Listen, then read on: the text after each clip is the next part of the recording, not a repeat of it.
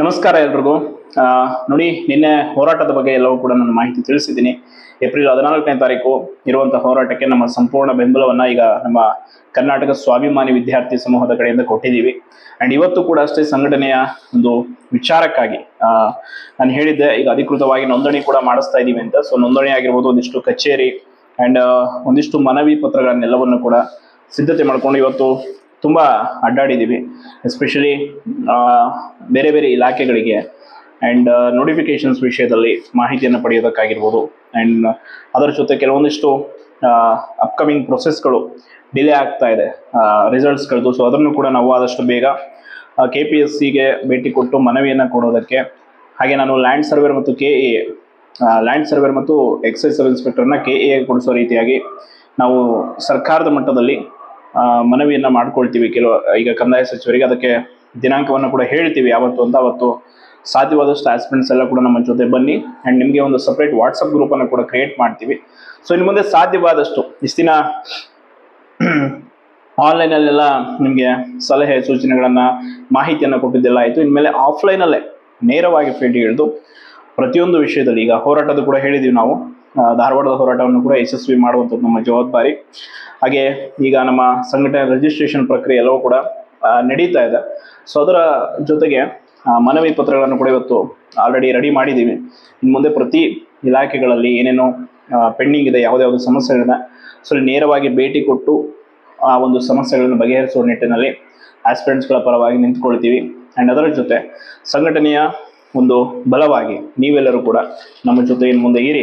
ನೋಡಿ, ಸ್ವಾಭಿಮಾನಕ್ಕೆ ಧಕ್ಕೆ ಬಂದ ಕಾರಣ ನಾವು ಕರ್ನಾಟಕ ಸ್ವಾಭಿಮಾನಿ ವಿದ್ಯಾರ್ಥಿ ಸಮೂಹ ಅಂತ ಒಂದು ಸಂಘಟನೆಯನ್ನು ಈಗ ಮಾಡಬೇಕಾಗಿದೆ. ಆ್ಯಂಡ್ ಇವತ್ತು ನಾವು ಒಂದಿಷ್ಟು ಇಲಾಖೆಗಳಿಗೆ ಭೇಟಿಯನ್ನು ಕೊಟ್ಟು ಮಾಹಿತಿಯನ್ನು ಪಡೆದಿರುವಂಥದ್ದು. ಸೊ ಅದರಲ್ಲಿ ಪ್ರಮುಖವಾಗಿ ಏನೇನು ಇವತ್ತು ಮಾಹಿತಿ ಸಿಕ್ಕಿದೆ ಅನ್ನೋದನ್ನು ಹೇಳ್ತೀವಿ. ಎಸ್ಪೆಷಲಿ ನೋಟಿಫಿಕೇಶನ್ ರಿಲೇಟೆಡ್ ಅಂತಂದರೆ, ನೋಡಿ, ಈಗ 2 ತಿಂಗಳು, ಈ ತಿಂಗಳು ಅಥವಾ ಮುಂದಿನ ತಿಂಗಳು 2 ತಿಂಗಳಲ್ಲಿ ನೋಟಿಫಿಕೇಶನ್ ಏನಾದರೂ ಆಗಿಲ್ಲ ಅಂತಂದರೆ ಶೋರ್ ನೋಟಿಫಿಕೇಶನ್ಗೆ ನಾವು ಇನ್ನಷ್ಟು ದಿನ ಕಾಯಬೇಕಾಗುತ್ತೆ. ಅದು ನಮಗೆ ಸಿಕ್ಕಂಥ ಒಂದು ಮಾಹಿತಿ. ಆ್ಯಂಡ್ ಒಳ ಮೀಸಲಾತಿ ವಿಚಾರವಾಗಿ ಈ ಬೈ ಎಲೆಕ್ಷನ್ ಆದಮೇಲೆ ಒಂದು ಕ್ಯಾಬಿನೆಟ್ ಸಭೆಯನ್ನು ಕರೆದು ಸೊ ಸಾಧ್ಯವಾದಷ್ಟು ಒಳ ಮೀಸಲಾತಿ ಗೊಂದಲವನ್ನು ಬಗೆಹರಿಸುವಂಥ ಸಲಹೆ ಸೂಚನೆಗಳನ್ನು CM ಅವರು ಬೇರೆ ಬೇರೆ ಸಚಿವರಿಗೆ ಕೊಟ್ಟಿದ್ದಾರೆ ಅನ್ನುವಂಥದ್ದು ಪ್ರಮುಖವಾದಂಥ ಮಾಹಿತಿ. ಆ್ಯಂಡ್ PSI ಒಟ್ಟು 600 ನೋಟಿಫಿಕೇಶನ್ ಆಗಬೇಕಿದೆ. 600 ಪೋಸ್ಟ್ಗಳು ಅಂದರೆ ಖಾಲಿ ಇರುವುದು. ಸೊ ಅದು 600 ಖಾಲಿ ಇದೆ ಅಂತ ಅಧಿಕೃತವಾಗಿ ಮಾಹಿತಿಯನ್ನು ಎಲ್ಲೂ ಕೂಡ ಕೊಟ್ಟಿಲ್ಲ. ಬಟ್ 600 ಹುದ್ದೆಗಳನ್ನು ಭರ್ತಿ ಮಾಡ್ತೀವಿ ಅಂತ ಸಚಿವರು ಹೇಳಿರುವಂಥದ್ದು. ಸೊ ಅದನ್ನು ಮಾಡಿಸೋ ನಿಟ್ಟಿನಲ್ಲಿ ನಾವು ಕೂಡ ಒತ್ತಾಯವನ್ನು ಮಾಡ್ತೀವಿ. ಹಾಗೆ ಇನ್ನೂ ಬೇರೆ ಬೇರೆ ವಿಷಯಗಳು KPSCದು ಈಗ ಹೇಳ್ತಾ ಇದ್ದಾರೆ, CBI ತನಿಖೆಗೆ KS ಆಗಿರ್ಬೋದು, CT PDO ಎಲ್ಲ ವಹಿಸಬೇಕು ಅನ್ನೋಂಥದ್ದು, ಅದು ಕೂಡ ಪ್ರಮುಖವಾದ ಡಿಮ್ಯಾಂಡ್. ಎಲ್ಲ ವಿಷಯಗಳನ್ನು ಇಟ್ಕೊಂಡು ಮುಂಬರುವ ದಿನಗಳಲ್ಲಿ ನಮ್ಮ ಒಂದು ಕರ್ನಾಟಕ ಸ್ವಾಭಿಮಾನಿ ವಿದ್ಯಾರ್ಥಿ ಸಮೂಹ ಹೋರಾಟವನ್ನು ಮಾಡಲಿದೆ. ಆ್ಯಂಡ್ ಯಾರು ನೀವು ಕೂಡ ಆದಷ್ಟು ನಮ್ಮ ಒಂದು ಸಂಘಟನೆ ಜೊತೆ ಕೈ ಜೋಡಿಸ್ಬೇಕು, ನೀವು ಸಂಘಟನೆಯೊಟ್ಟಿಗೆ ಇರಬೇಕು ಅಂತಂದರೆ ಖಂಡಿತವಾಗಿಯೂ ನಿಮಗೂ ಕೂಡ ಅವಕಾಶ ಇದೆ. ಎಲ್ಲರೂ ಕೂಡ ಇಲ್ಲಿ ನಾವು ನೀವು ಅನ್ನೋದಲ್ಲ, ನಾವೆಲ್ಲರೂ ಕೂಡ ಒಟ್ಟಿಗೆ ಈ ಒಂದು ನಮ್ಮ ಸಮಸ್ಯೆಗಳ ವಿರುದ್ಧ ಹೋರಾಟ ಮಾಡೋಣ. ನಮ್ಮ ಪ್ರಮುಖ ಬೇಡಿಕೆ ನೇಮಕಾತಿ ಆಗಬೇಕು. ಸೊ ಅದಕ್ಕೆ ನಾವೇನೇನು ಹೋರಾಟ ಮಾಡಬೇಕು, ಯಾವ ರೀತಿ, ಈಗ ನೋಡಿ, ಧಾರವಾಡದಲ್ಲಿ 14ನೇ ತಾರೀಕು ನಾವು ಹೋರಾಟ ಮಾಡೋಕ್ಕೆ ಈಗ ಬೇರೆ ಬೇರೆ ವಿವಿಧ ಸಂಘಟನೆಗಳೊಂದಿಗೆ ಬೆಂಬಲ ಕೊಟ್ಟಿದ್ದೀವಿ. ಇನ್ ಕೇಸ್ ಅಲ್ಲಿನ ಹೋರಾಟಕ್ಕೆ ನಮಗೆ ಅವಕಾಶ ಕೊಡ್ತಾರೋ ಅದು ನೋಡೋಣ. ಆ ಹೋರಾಟ ಯಶಸ್ವಿಯಾಗಿಲ್ಲ ಅಂದರೆ ಬೆಂಗಳೂರಿನಲ್ಲಿ ನಮ್ಮ ಒಂದು ಕರ್ನಾಟಕ ಸ್ವಾಭಿಮಾನಿ ವಿದ್ಯಾರ್ಥಿ ಸಮೂಹದ ಕಡೆಯಿಂದ ಒಂದು ಉಪವಾಸ ಸತ್ಯಾಗ್ರಹವನ್ನು ಫ್ರೀಡಂ ಪಾರ್ಕಲ್ಲಿ ಮಾಡ್ತೀವಿ. ಇದು ಖಂಡಿತವಾಗಿ ನೋಟಿಫಿಕೇಶನ್ ಆಗೋದು ಕೂಡ ಅಲ್ಲಿಂದ ಎದ್ದೇಳಲ್ಲ. ಇದನ್ನು ನಾವು ಮಾಡಬೇಕು ಅಂತೇಳಿ ನಿರ್ಧಾರ ಕೂಡ ಮಾಡಾಗಿದೆ. ಈಗ ಆಲ್ರೆಡಿ ಅದ್ರ ಬಗ್ಗೆ ಚರ್ಚೆ ಕೂಡ ಮಾಡಿದ್ದೀವಿ. ಮುಂಬರುವ ದಿನಗಳಲ್ಲಿ ಪ್ರತಿ ಆಸ್ಪಿರೆಂಟ್ಸ್ಗಳಿಗೂ ಕೂಡ ನಿಮಗೂ ಕೂಡ ಮನವಿ ಪತ್ರಗಳು ನಮ್ಮ ಸಂಘಟನೆಯ ಒಂದು ರಿಜಿಸ್ಟ್ರೇಷನ್ ಪ್ರಕ್ರಿಯೆಗೆ ಏನು ಆಲ್ರೆಡಿ ಚಾಲ್ತಿಯಿದೆ. ಸ್ವಲ್ಪ ಅದು ಆರ್ಥಿಕವಾಗಿ ಸ್ವಲ್ಪ ಸಮಸ್ಯೆ ಆಗಿರೋದ್ರಿಂದ ವೇಟ್ ಮಾಡ್ತಾ ಇದ್ದೀವಿ.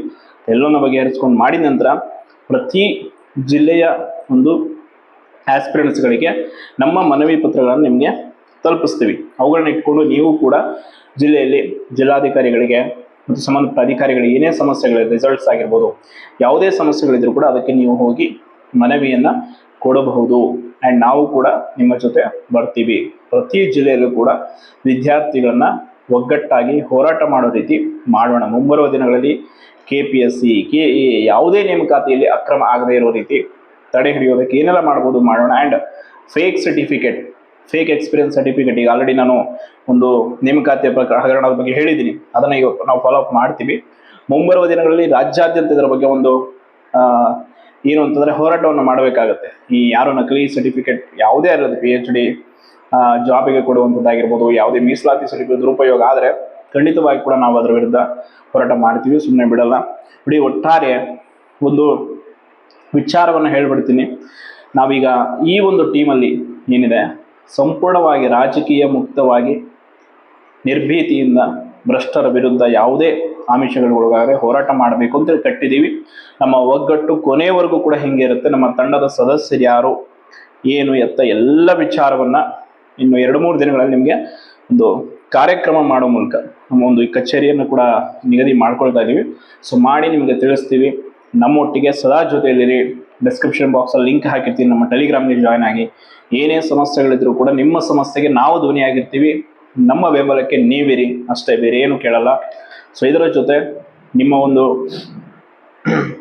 ಏನೇ ಸಮಸ್ಯೆಗಳು ಆಯಿತಾ, ನೋಟಿಫಿಕೇಶನ್ ಆದಮೇಲೆ ಮುಂದೆ ಅದು ಪಾರದರ್ಶಕವಾಗಿ ನೇಮಕಾತಿ ಆಗೋದಿರ್ಬೋದು, ರಿಸಲ್ಟ್ಸ್ಗಳು ಇದನ್ನ ಟೈಮಲ್ಲಿ ಬಿಡುವಂಥದ್ದಾಗಿರ್ಬೋದು, ಎಲ್ಲದಕ್ಕೂ ಕೂಡ ನಾವು ಜೊತೆಯಾಗಿ ಇರೋಣ.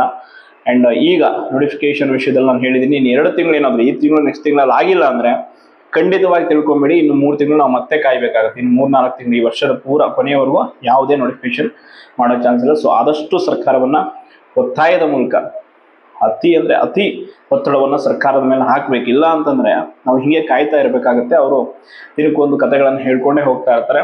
ಸೊ ಆದಷ್ಟು ನಾನು ನಮ್ಮ ಟೆಲಿಗ್ರಾಮ್ ಲಿಂಕ್ ಆಗಿರ್ಬೋದು ಮತ್ತು ಏನೇನೆಲ್ಲ ಇದೆ ನಿಮ್ಮೊಟ್ಟಿಗೆ ಪ್ರತಿಯೊಂದು ಕೂಡ ಟೆಲಿಗ್ರಾಮಲ್ಲೇ ಹಂಚ್ಕೊಳ್ತೀವಿ. ಸೊ ದಯವಿಟ್ಟು ಟೆಲಿಗ್ರಾಮ್ ಲಿಂಕ್ ಹಾಕಿರ್ತೀವಿ, ಜಾಯ್ನ್ ಆಗಿ. ಆ್ಯಂಡ್ ವಾಟ್ಸಪ್ ಗ್ರೂಪ್ ಕೂಡ ಕ್ರಿಯೇಟ್ ಮಾಡೋಣ.